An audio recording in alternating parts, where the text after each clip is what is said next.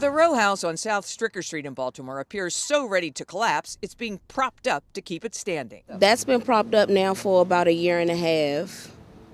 It's been like that for a year and a half. I don't know what they're doing. Christian HERBERT and her mother have lived in the neighborhood for several years. Do you ever see an owner come by the house? No. No, ma'am. No owners. That's the sad part about it.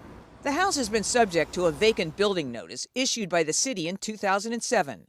Such notices require owners of vacant buildings to rehabilitate or raise the building within 30 days.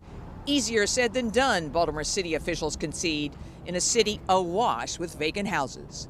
It's not just as simple as demo all the vacants or rehab all the vacants or give them all to a nonprofit to fix up. It's an expensive problem. Jason HESSLER is a deputy city housing commissioner. One of the biggest challenges, especially at moving quickly through the process, is ownership.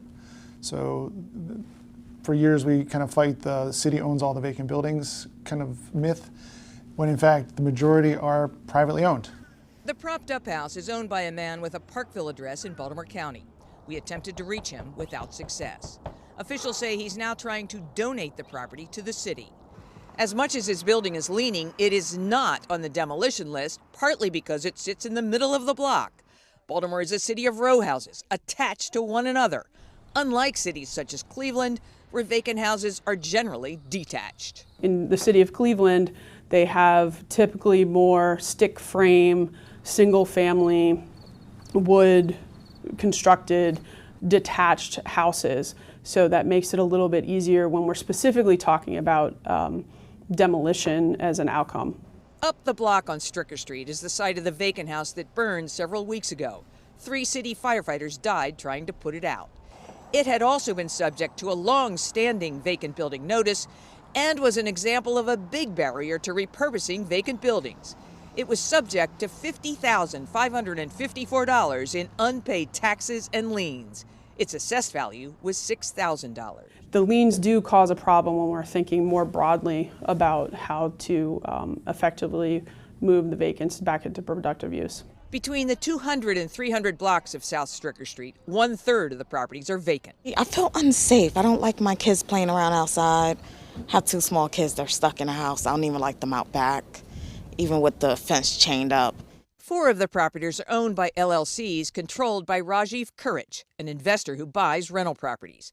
The LLCs bought the properties between 2006 and 2015. None has active permits.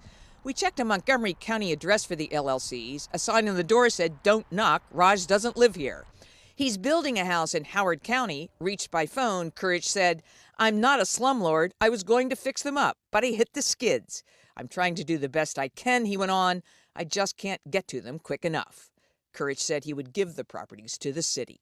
I think the biggest challenge are the absentee owners, and many of whom are so-called investors in the city that just aren't taking care of their properties. And related to that, it's a legal challenge to track them down, to make them responsible. Carol Gilbert is with the state agency that oversees Project CORE, funded since 2016 to demolish vacant properties. Through October, 5,034 vacant units in Baltimore have been demolished by Project CORE, but the total number of vacant properties is still a daunting 15,017, just 11% fewer than 5 years ago.